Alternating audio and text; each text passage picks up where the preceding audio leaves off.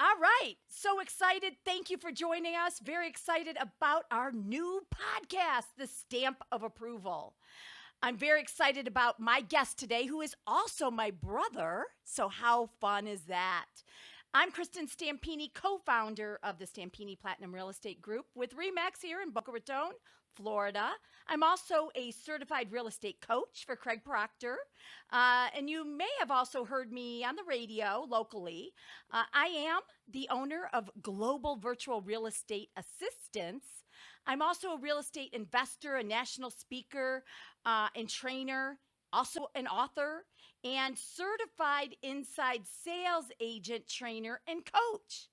So that's what I do here. And what this podcast is really for educating other realtors on my knowledge and experience that I've had throughout the years of real estate and being a trainer and a coach and everything else. So it's sharing to all of you these wonderful people I've met along the way.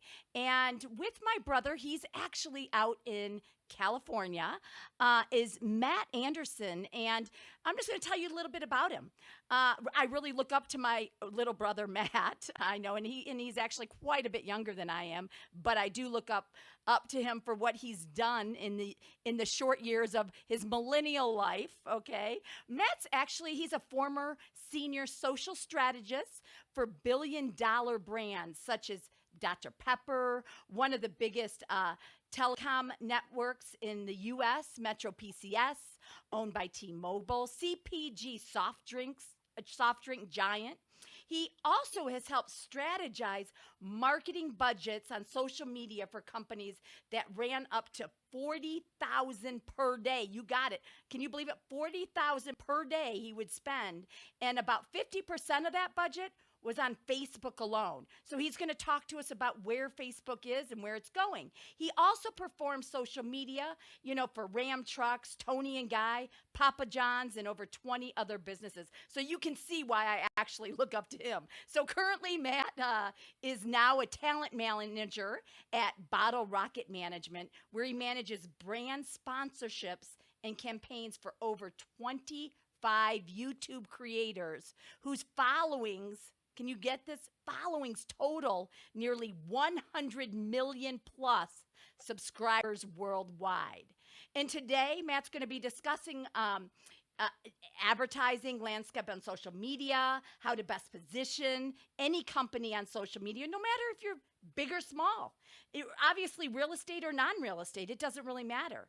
And what the next 3 to 5 years will look like for brands on social media and how to stay ahead of the curve. So, hey, Matt, how are you? Wow, what an intro. I know. Well, you've known me for several years now, right? So, but I don't think I could copy that at all as an intro. That was fascinating. Oh, well, you are fascinating to me. Okay. Even though you're my little brother by many, many years, you really fascinate me and all of your education. I mean, he went to USC and, and has just done really well amongst his short years of life. And so anyways, I want you to start, if it's okay, Matt, because you have so much background and experience in social media. I wish I had 1/100th of what you know, but if you can just talk to us about where is social media today and what you foresee in the future and what should we be doing? Big companies, small companies. Yeah, no, for sure. I mean, we have to think about social media first as the advertising medium it is. I mean, for starters, I don't think we've ever seen an advertising medium in the history of advertising that is more complex or ever changing than social media. I mean, if you look at any of the previous mammoths of advertising mediums, look at TV, radio, print, and how commercials on each of those mediums has evolved over the past 50 years, it's actually pretty stagnant. I mean, commercials are still about 30 seconds on TV and 30 seconds on radio, with the only thing changing being, FCC regulations on what can and cannot be shown. Print is pretty much the same thing. And then across the board for each of those, if you look at, how they've evolved in just the past 5 or 10 years, they're actually all declining significantly because social media is capturing those budgets. Working on the brands I worked for, each year, I would see more and more of the percentage leaving TV, leaving radio, and going into social media. And so social media is a completely different animal. I mean, when I first started out at a social media agency in 2011, just 7 years ago, Instagram was only 6 months old. Wow. Snapchat didn't even exist. And Facebook still had large reach for brands and companies on newsfeed, which you don't even see nowadays. And the government had not placed any rules on social media. It was literally the wild, wild west. I mean, even for Fortune 500 companies that I managed back then, I would just go to Google and grab random pictures and post them on brand pages, hawking whatever it was. There were no laws or FTC regulations that stated brands couldn't. So you could post literally pictures of the president, the Pope, whoever you wanted, and no one could legally say anything otherwise. Today, it's a completely different story. I mean, the FTC has started regulating social media posts heavily for brands. Facebook has now acquired Instagram, which back then it was only 6 months old. Now it's the second most popular social media platform after Facebook. Snapchat has come into the fold and is a rave with Gen Z right now. And Twitter is now the go-to platform for live events. With influencer marketing, which didn't even exist before, pretty much an industry of its own. 7 or 8 years ago, the goal of big companies was simple on social media. They would just have a social media page, post once or twice a day, and then try to, quote unquote, stay relevant with the millennials. Well, now, as millennials have grown into the strongest purchasing power demo online, if a company doesn't have social media, they're probably not doing anything right, and they're probably not a company that's thriving in the market right now. Brands can't just post once a day on their social channels like they used to be able to. And, on Facebook, they've made it nearly impossible for brands to, get any organic reach. Facebook is now a pay-to-play platform, which a lot of people don't realize. The only way to get your voice across on Facebook, if you have a business page or a company page, is with advertising. The average user, get this, only spends 1.3 seconds per post when scrolling. Wow.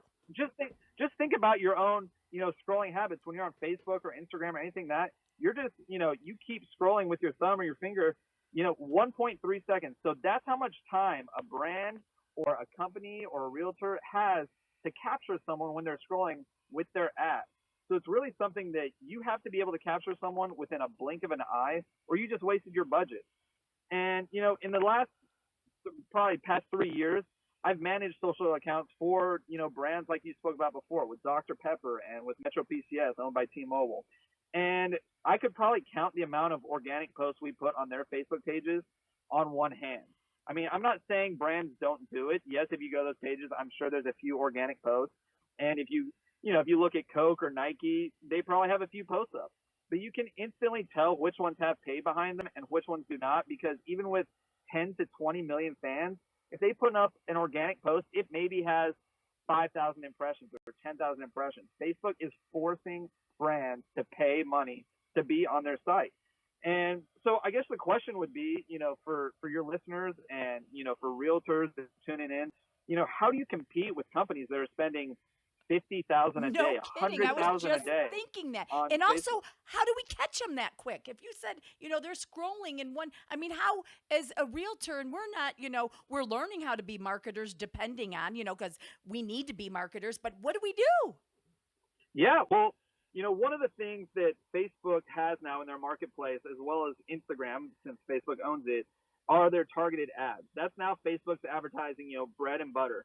And, isn't it amazing how, you can go on Google or Amazon and search for a new pair of socks, and the next time you hop on Facebook, that exact pair shows up.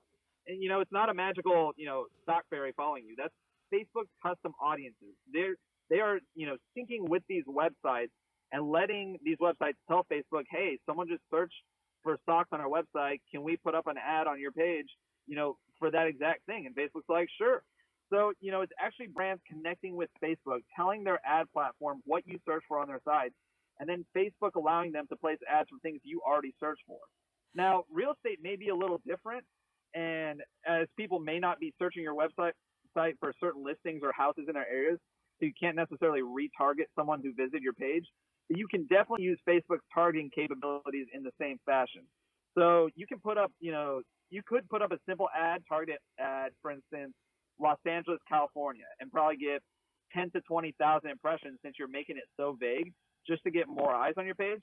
But honestly, I would try to target as much as possible. It will cost a little more in the long run, but you're going to get people that are way more in tune with what you're trying to sell. You can target exactly what you're looking for. I could say, I want someone who lives in Los Angeles, California, is 25 to 45 years old, with a household income of 120,000 plus, with a college education, and then I could even narrow it down to 10 specific zip codes and whatever my target objective is. So for real estate, most likely lead generation, but you can really do a whole variety of target objectives. So let me ask you a couple questions there, because that's really good. So, for example, in real estate, a lot of us will only spend per ad $5 a day, because that's really, so it's only $150 a month, right? And maybe we'll get a lead or something like that. What are the impressions? You're talking about impressions. So what are impressions, and why are they important? And what do we need to do? Is it pictures? Is it the target market? I mean, what are we doing to try to get somebody to leave their information for us to capture that as a lead for us? No, exactly. No, that's a great question. I mean, it really, so to answer your first question, impressions, when someone says impressions or even reach on social media, pretty much how many eyes are seeing it. So you can almost say views in a way. So if something has 10,000 impressions, that means 10,000 people saw it at any point. Now, the tricky thing is with social, Facebook will count it if even a third of the ad was on the page. So if someone maybe stopped scrolling when only, a third of your ad was seen at the bottom of the page, it still counts. So that's why when you get those full views, you really have to count on, your content looping them in. So, one thing that I've always said and believed in is content is king. Content is king. That's something, I've, always said in my career for the past 7 years, something that someone I used to look up to when I first started out would always tell me, but that's something I always recommend people who are trying to get into social repeat to themselves. Content is king. So, and, people ask me all the time, well, how do I get more followers? Or if I post 10 times a day on, Instagram, why don't I have more than 100 followers? My first question always back is, what type of content are you posting? If your content is engaging and interesting, your followers will build themselves. I personally, working for, representing Dr. Pepper, Metro PCS, or Tony and Guy, I never cared about followers. I learned quickly that is not the number that you really want to look at. What you want to look at is engagement. I'd rather have a page with 25,000 followers and 10% engagement than a page with twice as many followers, 50,000, but only 3% engagement. So when you start creating your content and creating these advertisements on social, you really need to think about, okay, what type of content am I putting up there? Is it something that is going to engage with people, something that's going to be interesting? And if your content is really good, people will follow you. People will share your content with their friends. The cheapest, people are always like, what's the cheapest kind of marketing on social media? I only have a little bit of money, so what's the cheapest? Honestly, the cheapest kind of marketing is word of mouth. And I know that really doesn't sound interesting or enticing, but if you're producing great content, you won't have to spend a dime because people will be sharing your content on their channels. And people always say too, well, Matt, how do I produce good content? Like, do I need to hire Steven Spielberg to film a 30-second Instagram video? No, because Steven Spielberg doesn't know what your fans like. Only you do. Once again, if you provide value to your users, they'll want more. If you create, for instance, a series of 3 Instagram posts that show me your latest listings, I'm probably going to keep scrolling. I'm going to be honest. But if you create a series of 3 Instagram posts that focus on, say, simple kitchen remodels like stainless steel appliances or colorful backsplashes and a rolling island, and tell me if I spend $5K today, it'll increase my home's value by $15K tomorrow, I'm probably going to follow your page and hope that you give me more tips and tricks like that. And then 4 or 5 posts down the line, if you post a listing, I'm not going to be upset and I'm not going to be annoyed because you've already given me value in the past. So I know if I take a moment to read your ad, I'll probably get more value in the future. I always believe in the 80-20 rule. And you can adjust this however you want for your businesses. I recommend no less than a 70-30 rule. But the rule to me for 80-20 that I always tell people is 80% of the time, provide content that's interesting, that's engaging, that's fun, that's creative, that's inspiring. And then 20% of the time, because you gave them 80% of stuff they want, you can do your hard sell. You can show some of your listings. You can show something you really want to sell because people won't be annoyed. I follow some, realtors who all they post every day is listings, and I just scroll past or I unfollow because I don't want to see that. Now, if you're giving me stuff that I care about, I don't mind that every now and then because you've given me stuff that provides value for my life, and I know you're not just trying to sell me. No, and I think, in the content, right, it has to be new content, right? So you don't want to be sharing, Correct. right? Correct. You always want to do new content. I mean, unless, it's something that went viral in the past and you want to just, reshare. I mean, that's fine. But you really want to be sharing fresh and new stuff, not just, the same stories that people have heard for years. So you want to try to find new tips and tricks, new valuable information that you can provide people. If even if it's just, following up with the current news in your industry and just sharing that information, that's more valuable than just sharing the same old, information that you've always had. So no matter your industry, as long as you're getting new information, new ideas out to the followers and people seeing your content, the higher chance you have of people being interested because they know every day you'll be bringing them new stuff and not just random things that they don't care about. Okay. So let me ask you, for our listeners out there who, most of them will probably be realtors, but we'll definitely have some consumers and some other people that do marketing and things like that. Number one is, what can you tell us that we should be doing today? How much can we spend, and what do you think our return on investment may be? And then number two is, where do you, and this is just on Facebook, and where do you foresee Facebook going?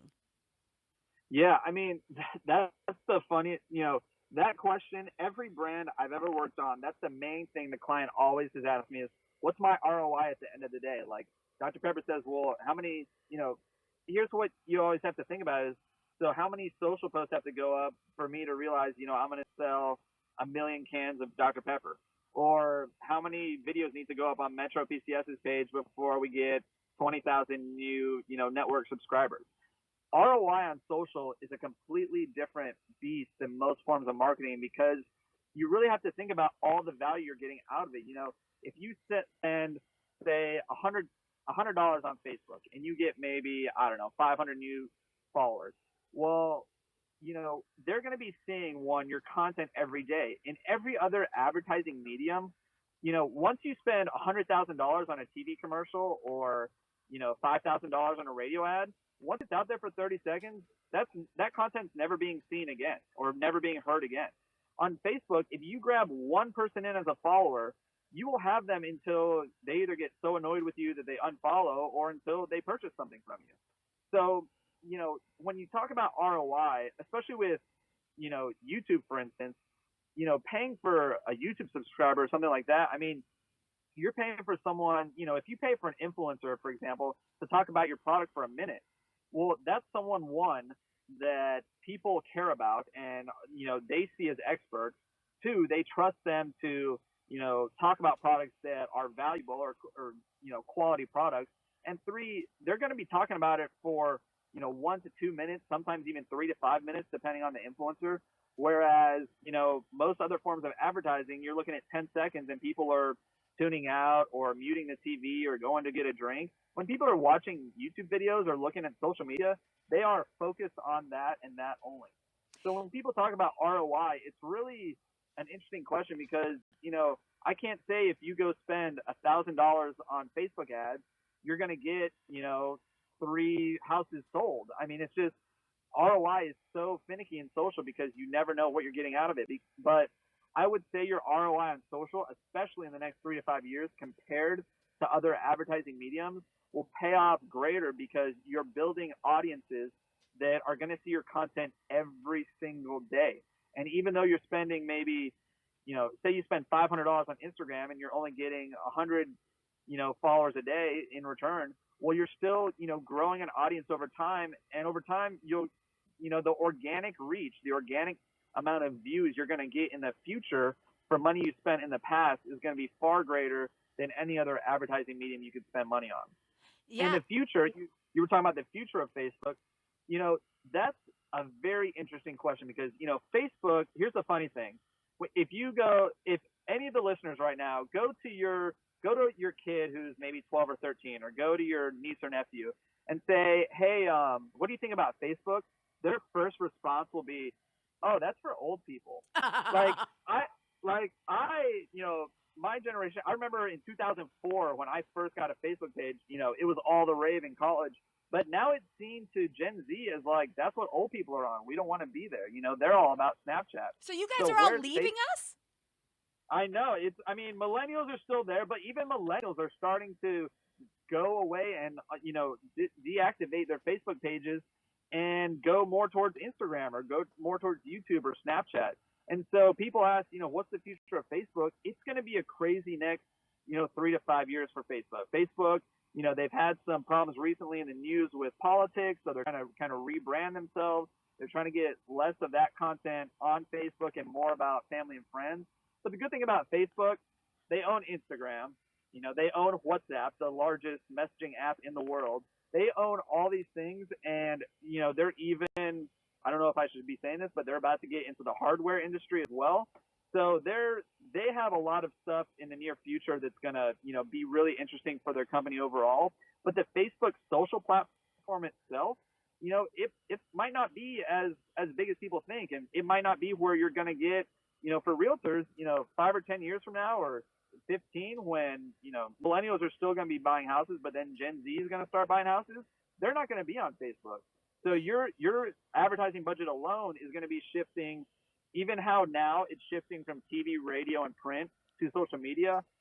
You're going to see in the near future a lot of the advertising budgets on Facebook and Twitter are going to be slowly shifting more towards Instagram, towards YouTube, and then especially influencer marketing, which is now what I'm in. And in my opinion, that is not only, very popular right now, but is going to be more so the future, in my opinion, of, where social media is heading in terms of advertising dollars. Well, yeah, go ahead. Sorry. You know what? And what I want to do, because I'm bringing you back, yay, for our next episode that is going to be really focused on YouTube and Instagram, and influence marketing, like you just said, which you have now so much experience with that you've moved to. So just our listeners here that are talking about Facebook, if they're doing, and then we're going to, and when I bring you back, we're going to talk about the rest, but what should they do on Facebook to get the people to get out there, to get the impressions and everything else?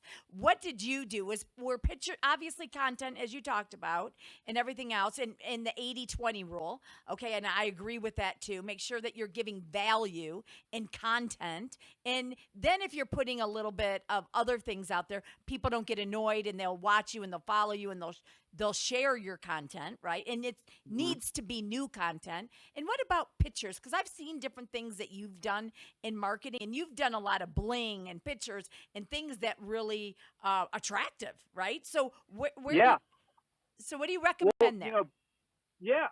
So in regards to content and like pictures versus videos, that's the crazy thing too, is social media used to be, everybody had a blog. If you look at the early to mid 2000s, blogs were the rave. Everybody had a blog. Everybody was reading blogs. Blogs were driving millions of impressions of traffic to their site, and people put their ads all over blogs.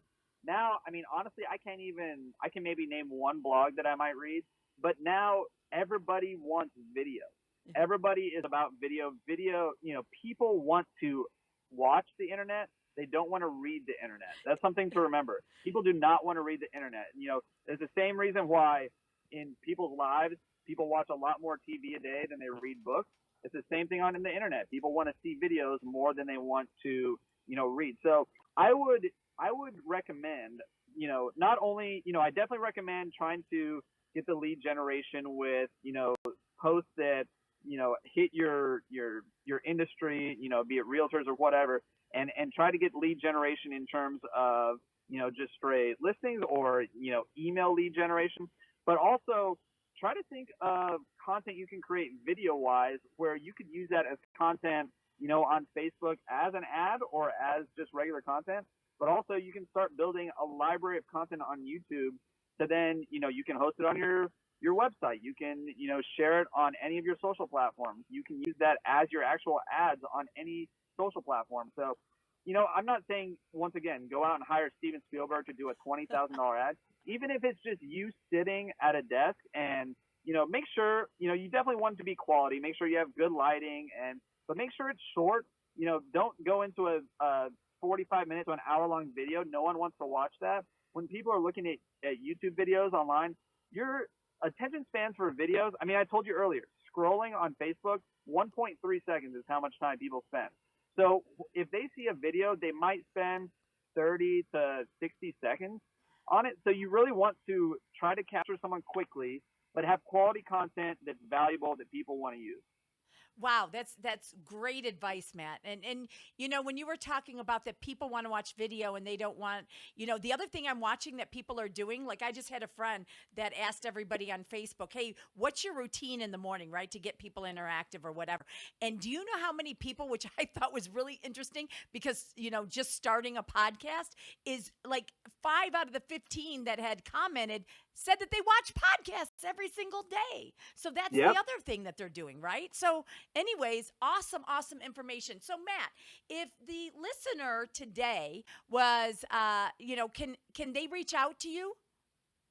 Yeah, if listeners today want to reach out to me, they can reach out to me on, feel free to reach me on any social platform, on Instagram or Twitter or whatever. My handle is DallasMan04.